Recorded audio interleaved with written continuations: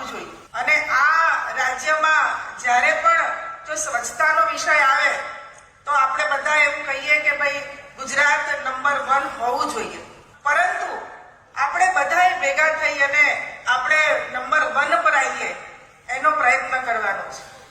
પરંતુ આ સંકલ્પને નીચે જન જન સુધી પહોંચાડવાની જવાબદારી આપણા બધાની છે।